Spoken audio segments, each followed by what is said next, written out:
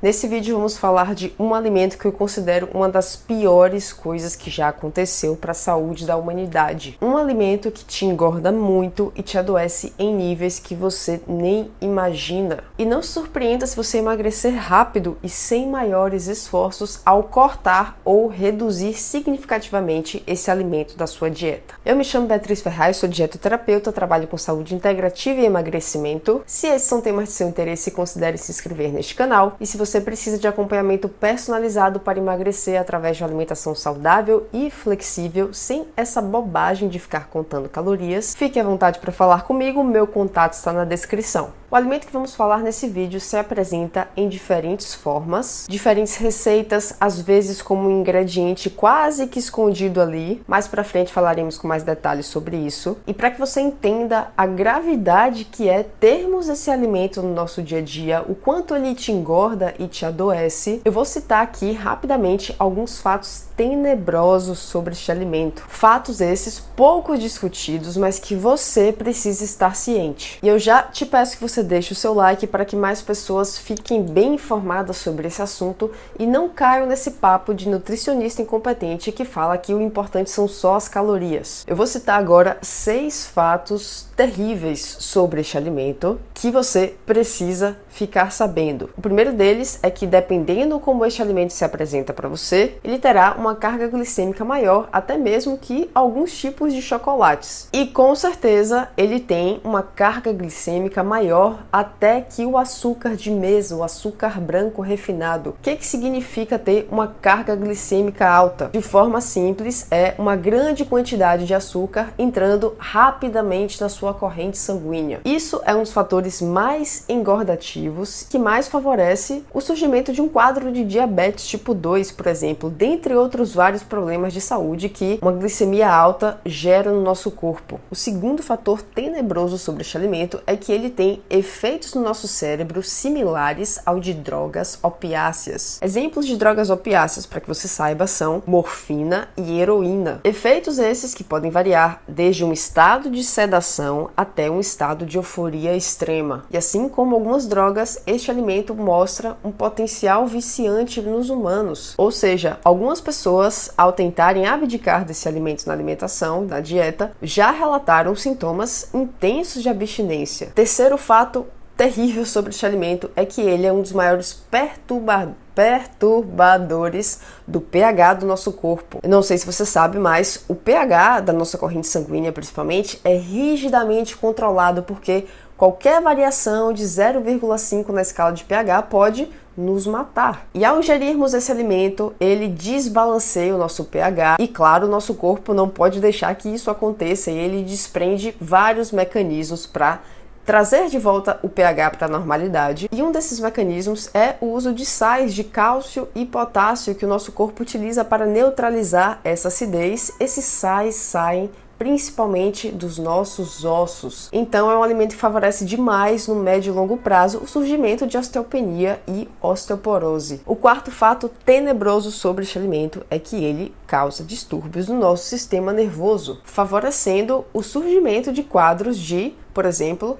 esquizofrenia e autismo. O quinto fato sobre este alimento é que ele acelera demais o nosso envelhecimento, o que implica não só em ter rugas mais cedo, mas sim problemas como dores articulares, catarata, demência e mais um monte de problemas que a gente costuma atrelar ao envelhecimento, porém podem ser prevenidos ou no mínimo retardados se a gente tira esse alimento da nossa alimentação, por exemplo. O sexto e último fator tenebroso que eu vou citar aqui sobre este alimento é que ele é um dos maiores desencadeadores de formação de partículas pequenas de LDL. O colesterol, os níveis de LDL que você vê ali no seu exame de sangue, existe todo um espectro, tamanhos diferentes de LDL. A maioria dos LDL são bons pra gente, a gente precisa desse colesterol. Porém, existe uma variação de LDL, que é uma partícula menor. Esse sim é um tipo perigoso de LDL, um tipo que mais facilmente gruda nas nossas artérias. E esse alimento desencadeia com mais facilidade a formação deste tipo pequeno, dessa partícula menor de LDL, que é perigosa pra gente. Poderíamos passar horas falando em detalhes dos efeitos devastadores do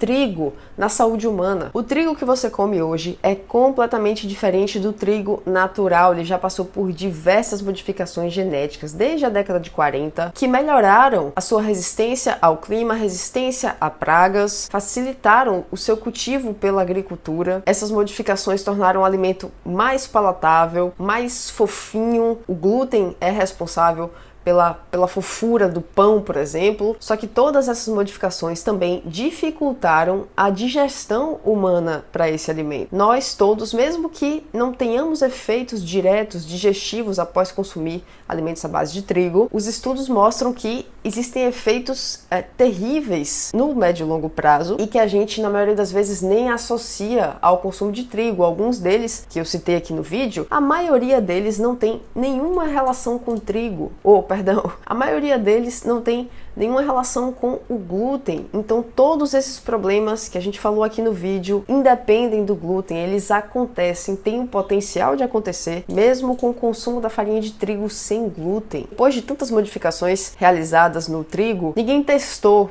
os efeitos dessas modificações na saúde humana. Infelizmente, se tornou um alimento que não é bom pra gente. Você pode encontrar todas essas informações em detalhes no livro Barriga de Trigo. Vou deixar o link aqui para aquisição pela Amazon, tanto do livro digital quanto físico. Essa é uma leitura que eu indico fortemente para todo mundo que se preocupa com saúde. É um livro que dá para pessoas que não são da área de saúde ler, e para quem é da área de saúde, eu particularmente considero um livro obrigatório, porque o consumo de trigo já se revelou terrível para todos os sistemas do nosso corpo praticamente. Então mesmo um profissional da saúde que não trabalha com alimentação deve estar ciente dos efeitos nocivos do trigo, porque pode estar afetando a sua área de trabalho. É muito importante que um fisioterapeuta, um ortopedista saiba que o trigo é muito lesivo para a saúde das articulações. E esclarecer isso para o paciente ou encaminhar ele para um acompanhamento nutricional é de extrema importância para um tratamento de dor articular. O mesmo vale para psicólogos, psiquiatras. O trigo pode causar efeitos terríveis na nossa saúde psicológica. Então, se você é profissional da saúde, eu indico fortemente que você leia o livro Barriga de Trigo, já que o trigo é um alimento que faz parte da realidade da alimentação ocidental, mesmo da alimentação mundial. E todo mundo que consome esse alimento, principalmente todos os dias, tem sua saúde muito prejudicada por esse hábito sem nem saber. Quais são os alimentos feitos de trigo? Basicamente tudo de panificação, mesmo aqueles pães que são pão de batata, tem batata ali, mas acredite, se aquele pão tá bem fofinho, quase certo que tem trigo ali. Massa de pizza é feita de trigo, todas as massas, macarrão, lasanhas, até mesmo alimentos industrializados que aparentemente não tem ali qualquer relação com trigo, pode ter trigo na composição. Chicletes, eles polvilham, né, o trigo ali para deixar ele mais uma aderência mais confortável na embalagem. Chocolates também vão ter trigo. Alimentos fritos, né, pastéis de forno, salgados. É muito comum esses lanches todos terem trigo. E já comenta aqui embaixo qual tipo de alimento que contém trigo você costuma consumir mais. Você come pão todo dia? Come bolo? Come uma fritura na rua? Macarrão? Me diz nos comentários. E eu queria deixar claro que minha intenção aqui não é te convencer a parar de comer trigo completamente, até porque eu mesma como trigo eventualmente. Eu tô gravando esse vídeo no início de fevereiro, então recentemente teve Natal, Ano Novo, meu aniversário, e todas essas ocasiões eu comi trigo. Porém, é um alimento que eu não como todos os dias, eu não tenho na minha casa. Não tenho pão, não tenho macarrão, não tenho massas. E só o fato de eu não ter esse alimento em casa já tornou minha saúde muito melhor, mesmo eu comendo alimentos gostosos que vão trigo na receita eventualmente. Se eu conseguir te convencer a não ter trigo em casa, pra mim já está de bom tamanho, já valeu a pena ter gravado esse vídeo. E eu vou deixar aqui do lado na tela a lista de órgãos oficiais brasileiros e americanos que indicam que o brasileiro e o americano, né, o ocidental, tenha o hábito de consumir grãos integrais saudáveis. É esse o termo que você encontra no texto das diretrizes desses órgãos. E por grãos integrais saudáveis, você inclui o trigo nessa lista. Cuidado com essa ideia de que pão integral é saudável, macarrão integral é saudável. Não, não são. Grãos, independente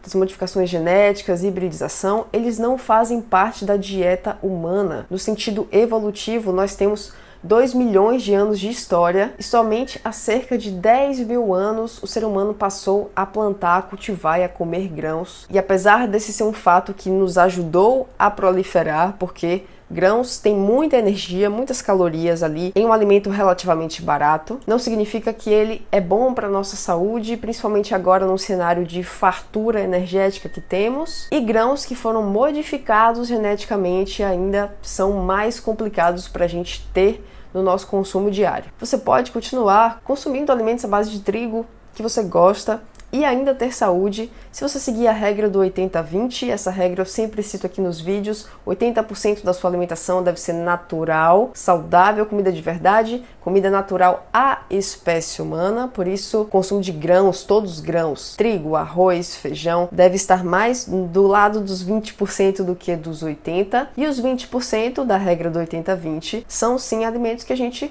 come para se entreter, para confraternizar. Isso inclui o consumo de trigo, mas para você que está no estado de pré-diabetes ou mesmo diabético, aí eu sugiro fortemente que você se abstenha o máximo que você puder do trigo, principalmente se você for pré-diabético. Existe uma possibilidade grande de reversão desse quadro se você reduzir ou cortar o consumo desses alimentos que disparam a sua glicemia, tá? E o trigo é um dos principais. E como eu sei que uma das maiores dificuldades do brasileiro é substituir o pão no café da manhã, eu já deixei vídeo sobre esse tema gravado aqui, como você pode substituir o pão, né? O melhor alimento para substituir o pão.